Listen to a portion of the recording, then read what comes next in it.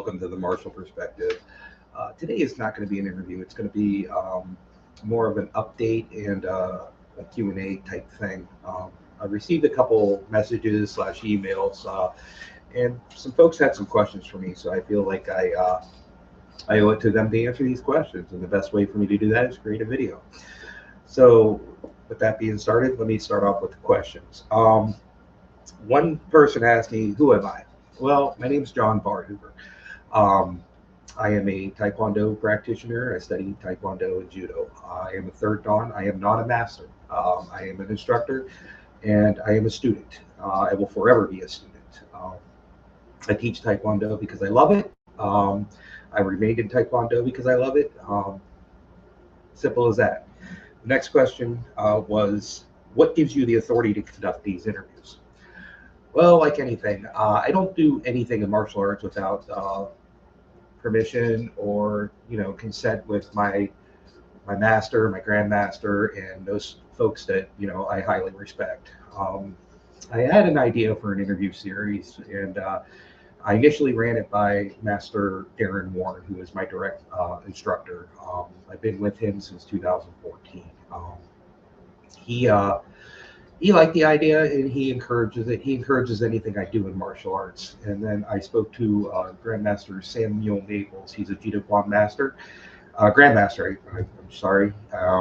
And he loved the idea. And he told me, he goes, take the ball and run with it. He goes, martial arts is a journey. Martial art, you should love what you do. You should seek more information.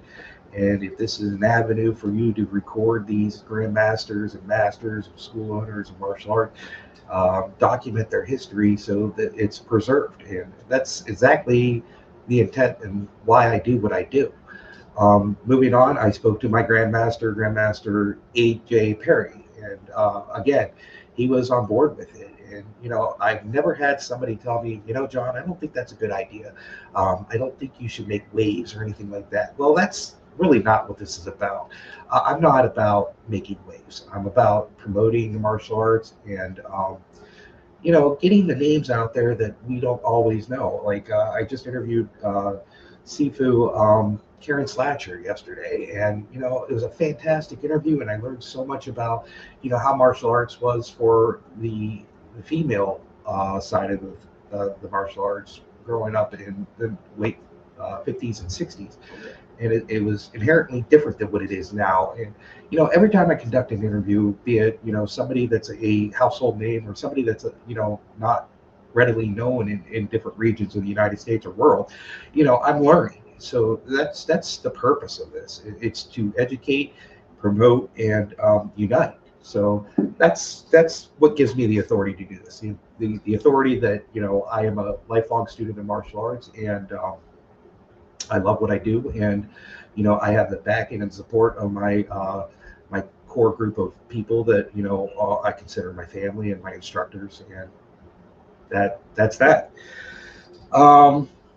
Why did I start this podcast? Well, I think the last question just answered that. I started this podcast because I have a love for martial arts, and I have a inherent need to learn more. Not just in Taekwondo. Taekwondo, I love Taekwondo, and I want to learn as much as I can because of the documentation of the history of Taekwondo is a little bit cloudy. I mean, you can find it, but there's a dark side to Taekwondo. There's a light side to Taekwondo. There's a dark side to all martial arts, and there's a light side to martial arts. I want to learn. I want to know it all. I want to know why it is the way it is, and why it's developed to what it's developed. That's just me. Humans are curious animals by nature. And what I mean by that, we have a thirst to gain knowledge, and we have a thirst to know more. And I think that's just common in everybody, unless you just don't care and you're some kind of like slog moving through life. But I mean, that's me. I want to learn, and I want to promote, and this isn't about negativity or anything like that. So I kind of understand why you guys are asking these questions. What is my background? Well, I started again in 2014. I started in Taekwondo. I belted in WT, which is Tuki one, the Taeguk forms and in the traditional black belt forms. My lineage is Muda Kwan. I studied under Master Darren Warren, and when his school kind of fizzled out, me and him went to under Master Justin Taylor, and under the Junior Taekwondo school. And I give him a lot of credit. He's taught me a lot about martial arts and the WT stuff. And the lineage is Muda Kwan under Eternal Grandmaster Myeon-Won Kim. I started very late in life. I did 17 and a half years in the military, and I got out, went to college for a couple of years, and then, I became a police officer. Met my wife, and we got married, and I inherited a stepson, which I love dearly, Cody.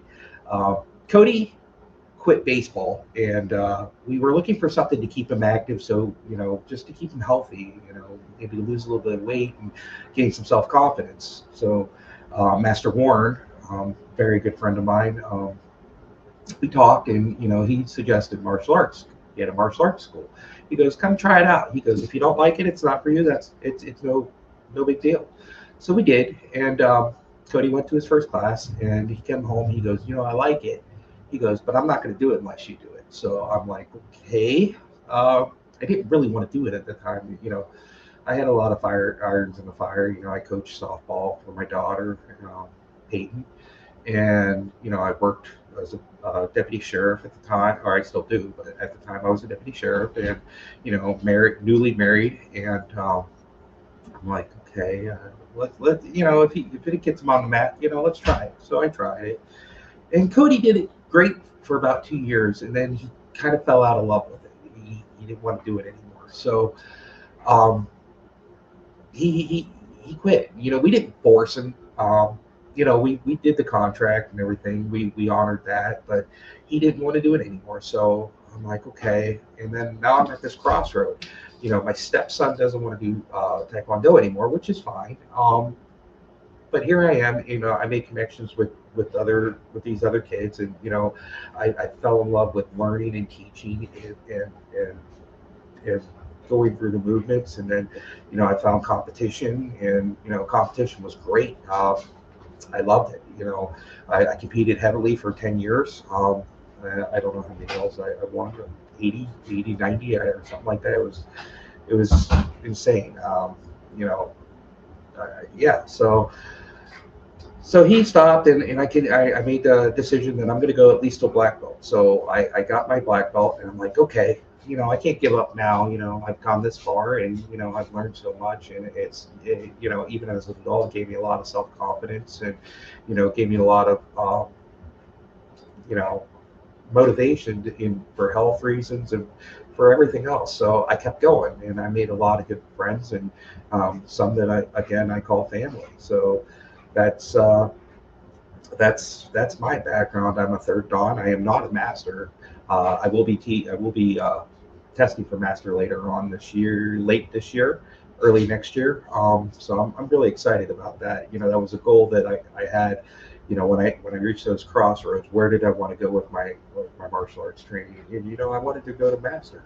I had a couple goals. I wanted to compete in states. I did that. I wanted to compete in nationals. I did that. I wanted to compete in a couple of world tournaments, which I did, and I placed in every one of those events. I don't think there's been a martial arts competition that I went to that I did not place. So I'm very proud of that fact. I'm a highly competitive person by nature, and that's just me in a nutshell. What's my background? Did I ever compete? Boy, did I ever. I started in 2014, gained my first dan in 17, my second dan in 2020, my third dan in 2024. I also studied judo. I started that in 2015. That was part of my Taekwondo curriculum because Eternal Grandmaster Myeon-Won Kim, incorporated judo into his teaching and everything. So that was always passed out. So I got my brown belt in 2025, and the reason I pursued that is because I wanted to compete in the World Police Fire Games, which I did, and I placed third in judo. So that was my first and only judo competition, and there might be some on the horizon, but I don't know. Um, Competition, I started out in 2015 at the Battle of Columbus, the Arnold Schwarzenegger event, sparring, poomsae, breaking, break falls. And then that year I did the AAU state championship, poomsae, Olympic sparring, and breaking. 16, Battle of Columbus again, AAU state champions ship, all those events that I listed. 17, AAU state championship. 18, AAU state championship. Added board breaking and creative forms that year. 19, back to the Battle of Columbus, sparring, poomsae, board breaking, AAU state championship. 2020 AAU state championship and AAU nationals.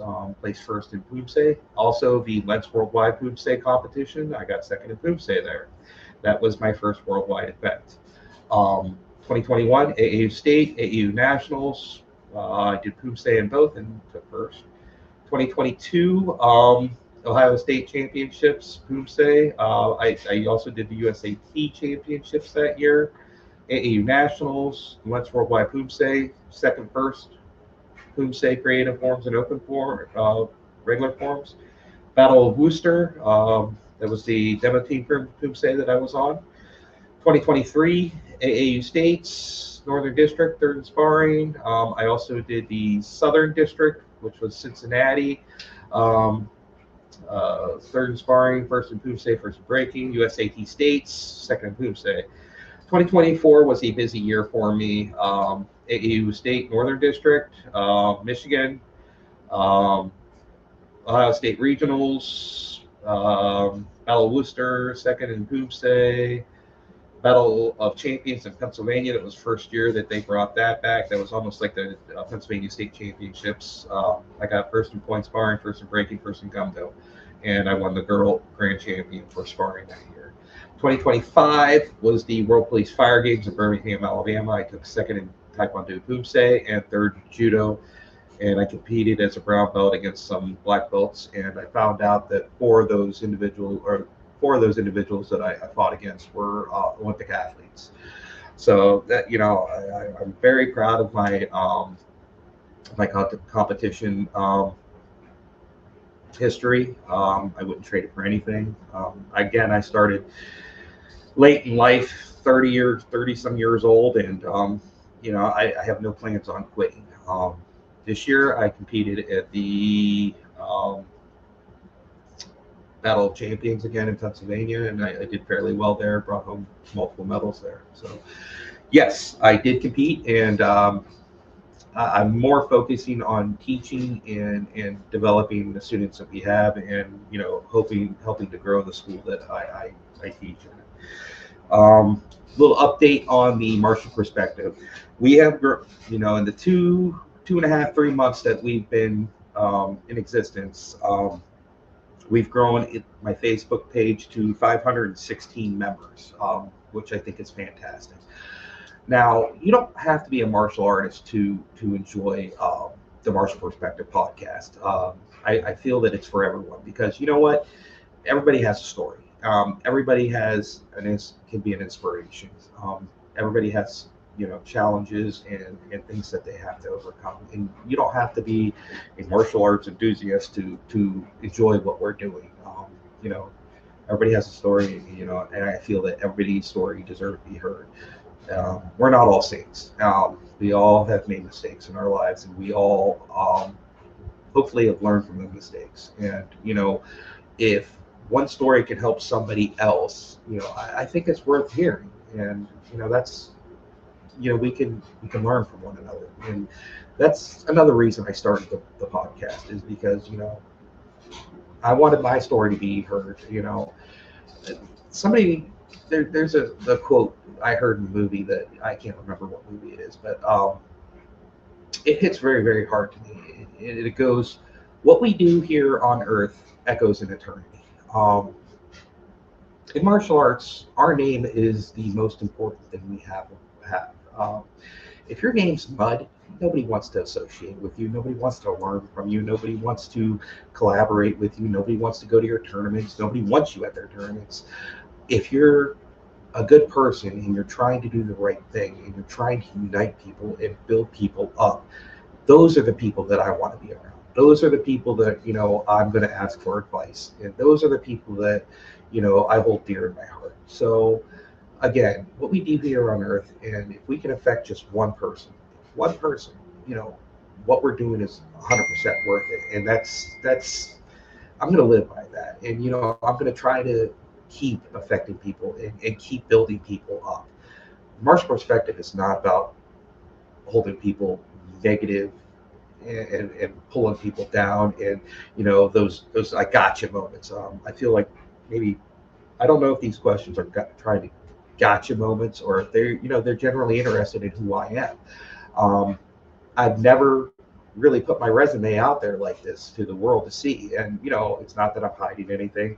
I've never self-promoted myself. I've always trained very, very hard. In fact, here's a funny story that a lot of you folks don't know about me. When I started, and I was a GUP student, for you non-Taekwondo people, a GUP student is a color belt.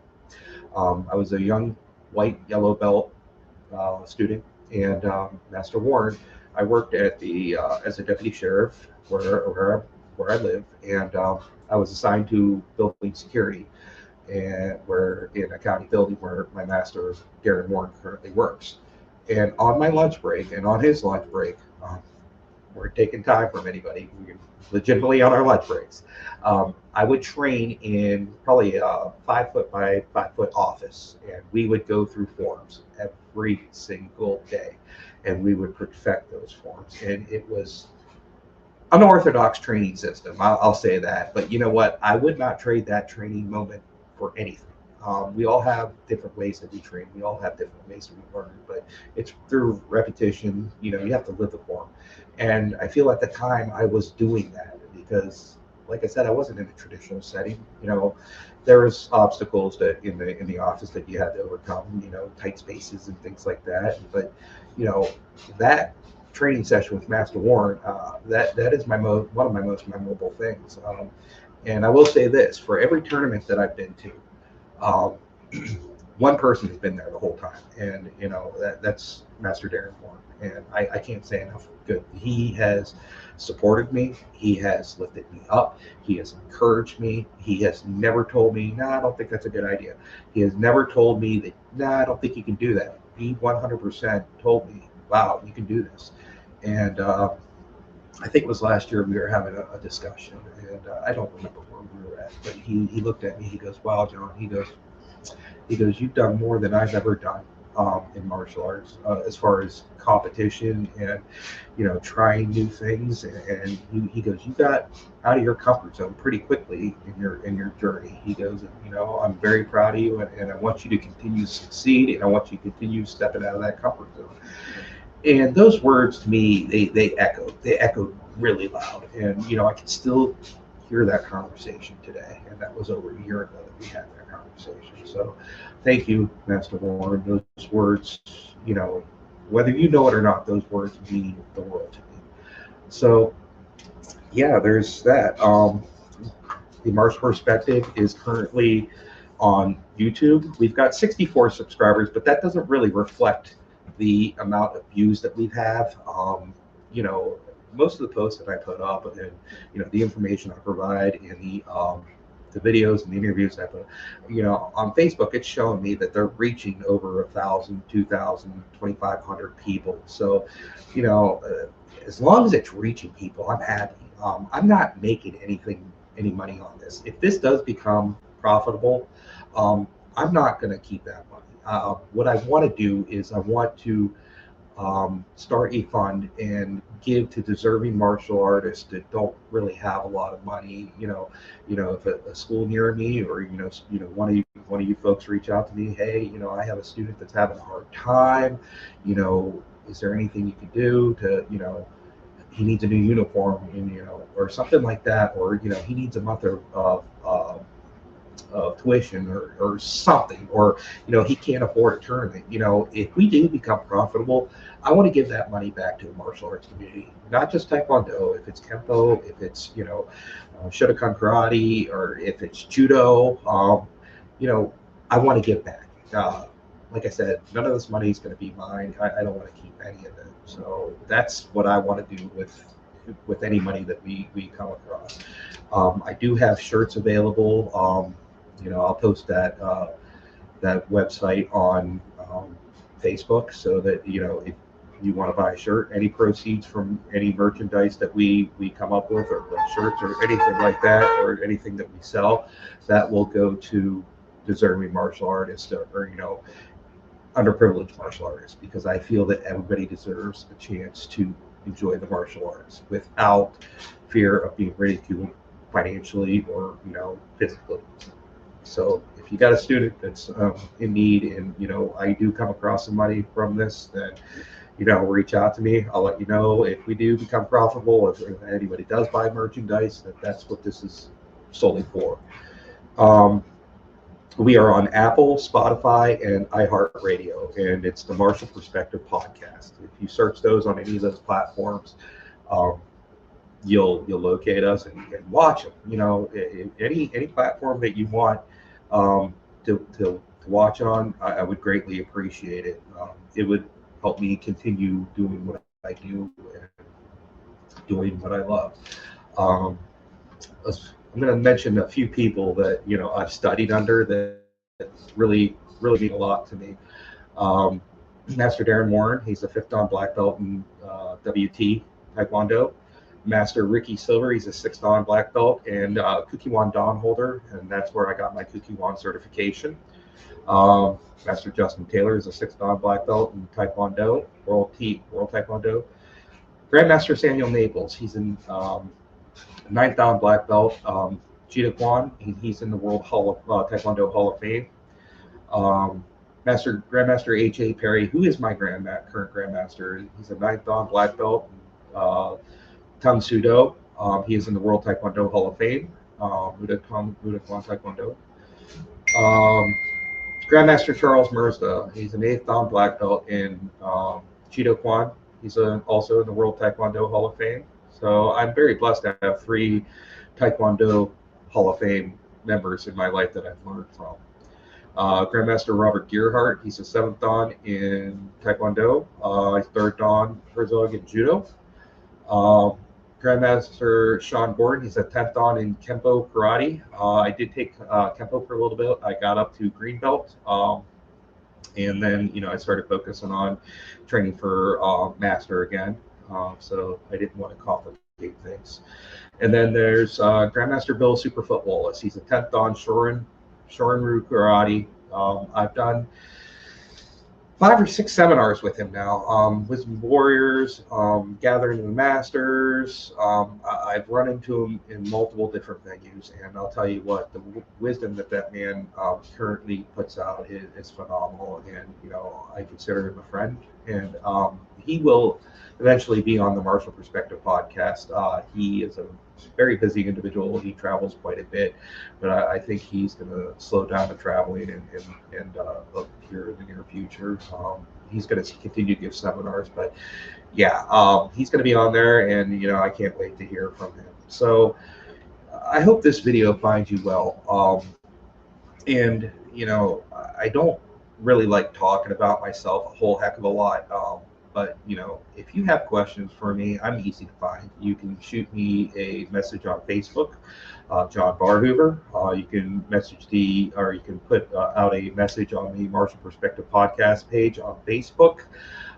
If you try to contact me, I will 100% answer you. I also have an email. It's john.barhoover, Barhoob, B as in Victory, ER, at gmail.com. If you shoot me an email there, I'll respond to you, or I'll do a video once I get a bunch more questions, and I'll answer those. And I'm an open book. I have nothing to hide.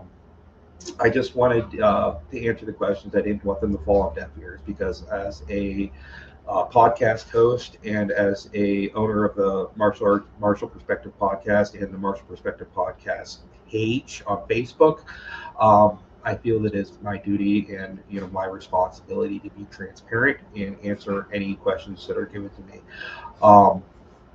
I will not fare well to the gotcha moments. I'll respond, but I'm not going to respond with negativity or anything like that. But I will respond. Um, and like I said, I hope this video finds you well. And I really, truly, from the bottom of my heart, thank every one of you for following me. These 516 martial artists and non-martial artists, whoever you may be. I truly, truly, truly want to thank you. It makes me feel like what I'm doing is making a difference. And if you could go onto the YouTube page and like, share, and subscribe to that, it would greatly help me out. And I'll continue doing what I'm doing.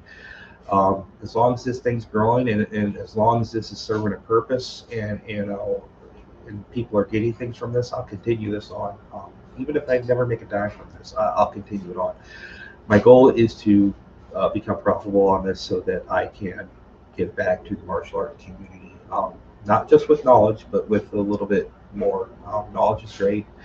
I'm not a belt chaser. I chase knowledge, and I'll continue to chase knowledge for as long as I'm on this earth, and as long as I can do this. When there comes a point in time where I'm not able to do martial arts, I'm still going to be involved some way. I love you all, and I hope you have a fantastic rest of your day. And I look forward to talking to you and interviewing you. Tung Su.